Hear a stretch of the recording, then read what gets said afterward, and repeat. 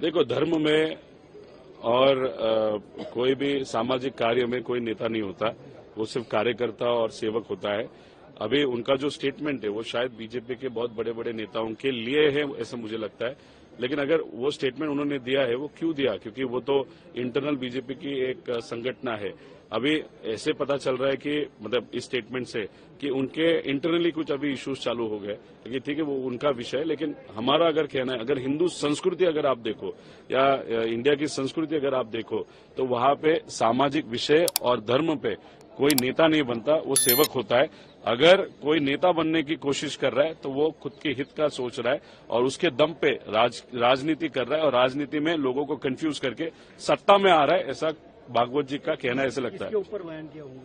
अभी 3 लोग हो सकते हैं, मतलब मोदी साहब हो सकते हैं, या उत्तर प्रदेश के मुख्यमंत्री हो सकते हैं, या अमित शाह जी हो सकते हैं। अभी बड़े बड़े नेता इस देश में कौन है? ये सिर्फ 3 ही है ना, और कोई है ही नहीं। वेलकम करता हूं उनके इस बयान को, जो उन्होंने कहा है कि बहुत ही सस्ते ढंग से अपने आप को किसी धर्म विशेष का नेता बन जाने के लिए, मशहूर हो जाने के लिए इस तरह के प्रयास गलत है, इसे स्वीकार नहीं किया जा सकता।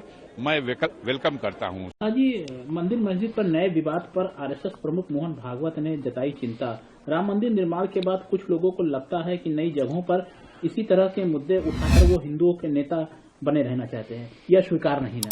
क्या कहना है? देखिए, अपनी अपनी बात है। वो आरएसएस के हैं, नेता तो ही हैं। उसके बाद में और भी प्रधानमंत्री हैं और जितने भी हैं बहुत नेता हैं। तो जो कार्य हो रहे हैं वह कार्य उनके अनुकूल नहीं है। को मंदिर मस्जिद का विवाद जो होता है वह एक सांप्रदायिक विवाद है, और यह विवाद जो है ये तूल पकड़ने जा रहा है, आगे बढ़ रहा है।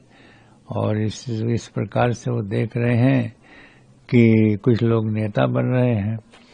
तो जो लोग नेता बन रहे हैं उनके ऊपर इनके इस तरह से दृष्टि है श्री मोहन भागवत जी का, कि यह विवाद जो है वो नेता बनने के लिए है, और कोई इससे कोई लाभ नहीं है। यदि लाभ नहीं है देश के लिए तो ऐसे कार्य को क्यों करते हो? यदि देश के लिए लाभ है तो इससे काम करो।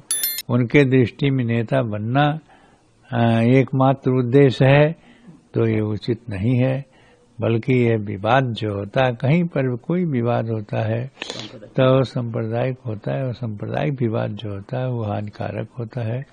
इसलिए उनका जो कहना है कि नेता बनने के लिए विवाद शुरू करते हैं, तो उचित नहीं है। नेता बनने के लिए विवाद ऐसा न करें जो देश के लिए हानिकारक हो।